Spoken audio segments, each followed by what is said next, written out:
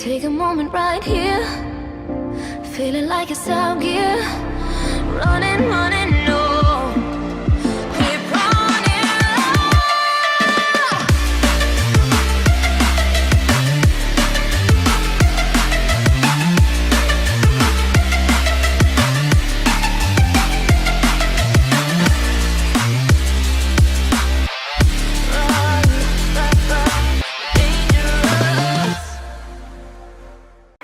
Listen, the amount of real hockey Garp has at the end of this chapter is immense.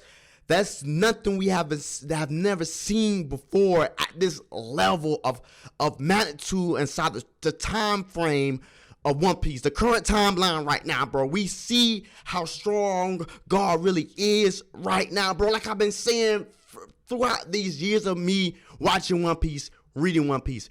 I do not like how individual YouTubers pit Garp not in their top 10, bro. I've been saying this long ago, like, you have to pick Garp in your top 10, bro. Just because he's absent for a while, we have not seen the full strength of Garp.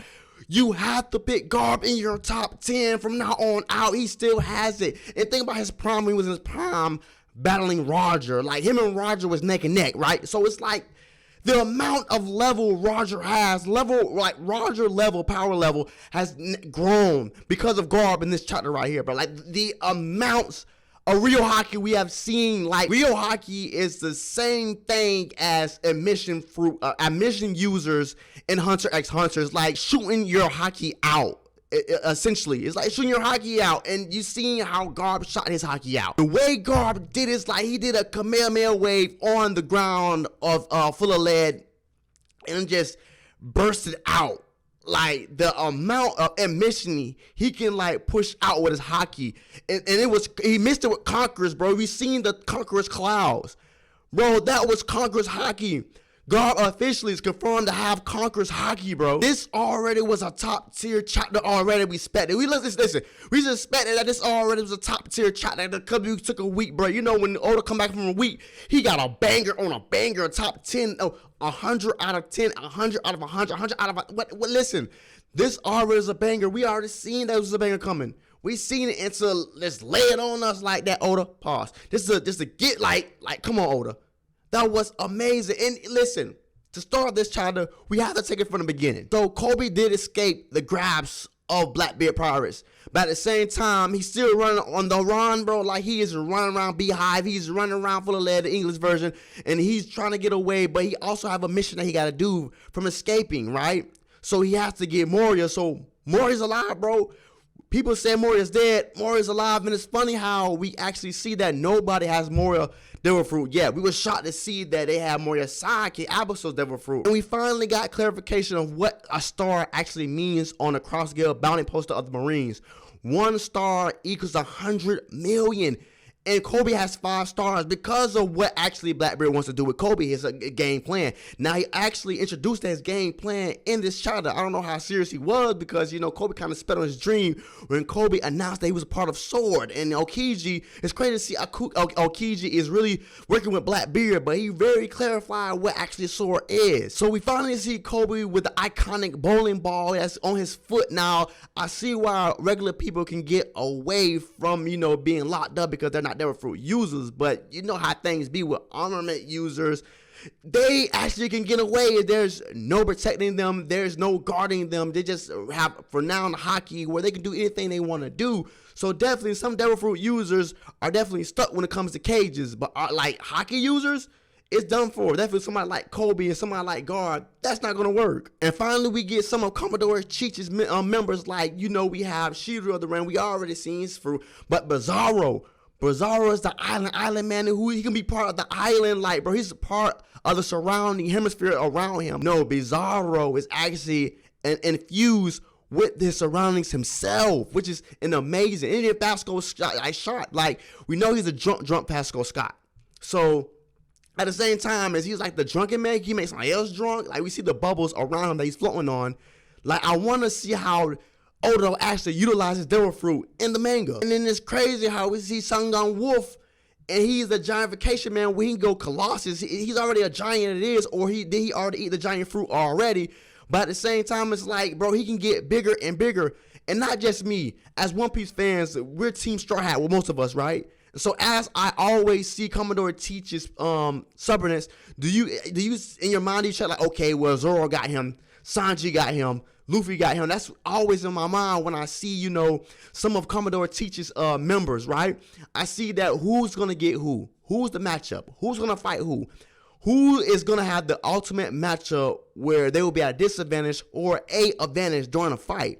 And it seems like Commodore Teach people are getting stronger and stronger, and we finally get to see the Devil Fruits, and that Devil Fruits being named, and Sun Wolf ultimately has one of the most powerful Devil Fruits there is in the One Piece verse.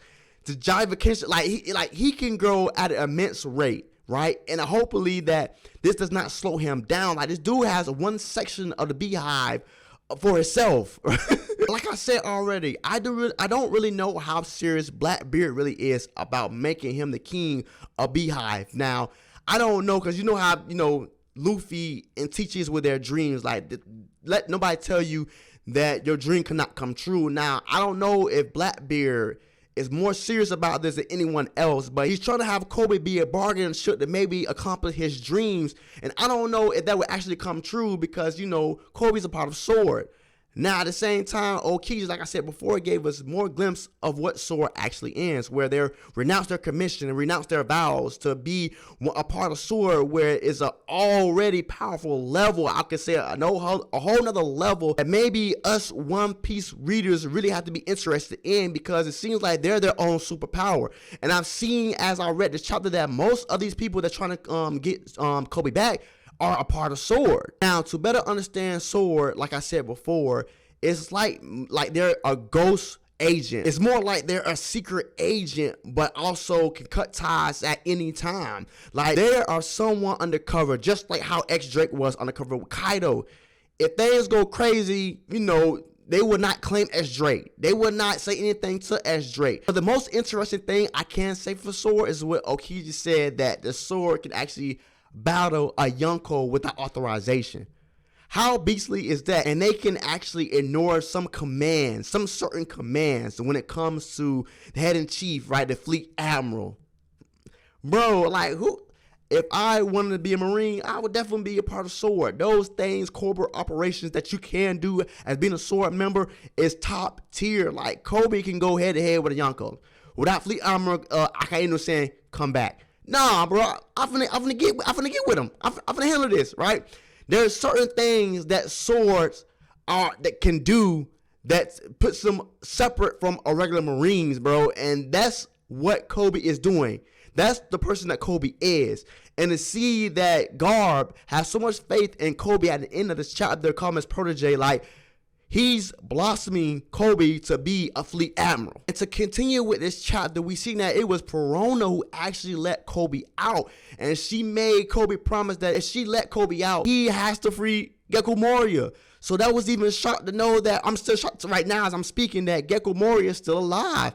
And why is Teach actually keeping Gekko Moria alive?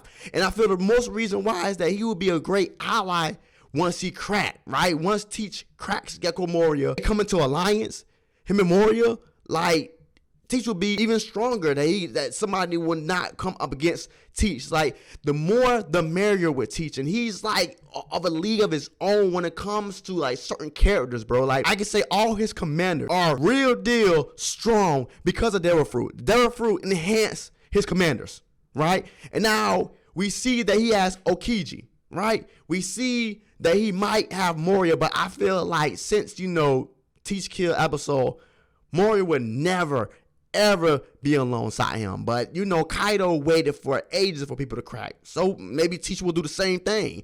Wait for Gekko Moria to crack. But we see that Perona said that he's in the deepest cell. Did Garp, like, unleash the deepest cell? Because we see that in this chapter, bro, Garp did not, I can't say he did not hold back at the end of this chapter. And then we got the Marines coming, wreaking havoc in the city. We introduce the new characters. We introduce the new Sword characters with immense Devil Fruits, crazy relations. Bro, top tier, bro. This is one of the top tier chapters because we got so much in this chapter. And Oda did not disappoint coming off this break. He did not disappoint whatsoever. We got introduced to Kujaku, who's the tamer lady who can tame things, of course. And she's kin to Suryu, right? And she's a rear armor. She's a part of sword, right? We see more of Prince, bro, and his devil fruit, which is on a whole nother level. And he's the super cool. We got Hibari, who's the sniper who can, her devil fruit is not really explained, but she had bullets turn into flowers, right? So I don't know if she could aim and just, that's a lot of aiming, because a lot of people guns, like bullets turn into like flowers. So I don't know if she was aiming or she can look. I don't know, but maybe it's sight-wise. Also, she look everywhere. She can turn anything to flowers. I don't know, but that's in a whole nother level devil fruit. But to speak on Kujaku for a minute, now, if she has the tamer fruit, I wonder, can she also tame inorganic objects, organic objects? Because at the same time, it's like her whip looks like it's coated, right, in armament haki. So the immense of self-control. Her devil fruit is like Bello Betty, unimaginable, right? Like OP for a reason. If she could tame anybody, like what makes the person untamable? What makes the person untamable? Is it the spirit or is it the haki? To get more details on her, Kujaku is most important for going forth in this chapter, because her devil fruit can be unbeatable. Definitely some others in the One Piece verse, because Oda is in his bag with these devil fruits. Like anything could become a devil fruit, and I can't wait to see exactly how things become devil fruits. And now the funny thing about Hibari is that some guy who bullets was turned to flowers said these must be GP flowers. So this might be a scientific person in the Marines that actually gave this gift to Hibari, or could it be actually the sub thing that they call Hibari's devil fruit? I don't know, but it seems like Hibari tried to, didn't want to be embarrassed talking to Koby. It seems like she has a big crush on Koby. The way she was saying, well, I'm only came in for my lunch and I'm here. Like, I'm not here for you, but, I'm here for you, So I'm thinking like Hibari definitely has a crush on Koby. She don't want to tell him, but her character design is immense. Like, I'm super excited for this child. That's why I'm I'm all over the place. But her character development, her character design is amazing, right? It's beautiful. It's solid. I can't say that. And she is a commander, a Navy HQ commander, right?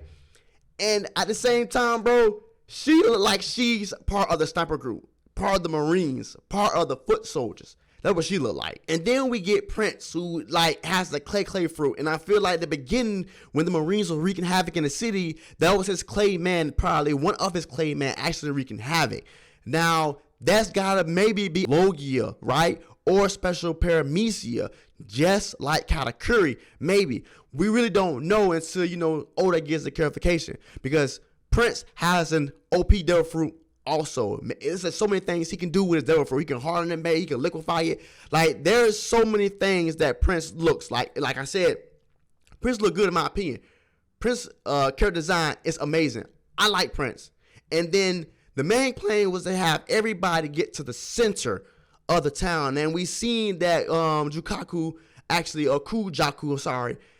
was trying to have the buildings moved to a certain way where everybody would get to the center of the town. And then we see why they try to get everybody in the center of the town. But we see that Garp blast off almost well overhead of full of lead, right? We see that he's almost, at the center with his ship. And then we see that he gets off the ship at this amazing speech where he's basically saying, we don't know why you kidnapped Koby. I don't know why you kidnapped my protege. He's going to be the future of the Marines. He goes on and on about this speech over these people's heads, and he just real deal unleashed a galaxy fist, bro. He just unleashed a galaxy fist, and it crushed the ceiling like atomic bomb went off on full of lead, bro. It was like an atomic bomb. Like I said before in the beginning of this video, the immense of real haki that Garp knows and has in the arsenal. The immense of Conqueror's haki, like we did not see Garp use until now. He's ultimately infusing his armor haki and his Conqueror's haki to let off this big galaxy fist, bro. Right? So I'm thinking maybe his moves are named after the stars, the galaxy, the novas, the planets. Maybe something like that, because that definitely was a galaxy, bro. Like, he exploded in a center, right? In the center of the lead, it is a huge crater. And I'm pretty sure that once this crater is gone, we're going to see Gekko Moria underneath this crater, right? Because he's in the deepest dungeon, Piranha said. And also, I can say one thing, bro.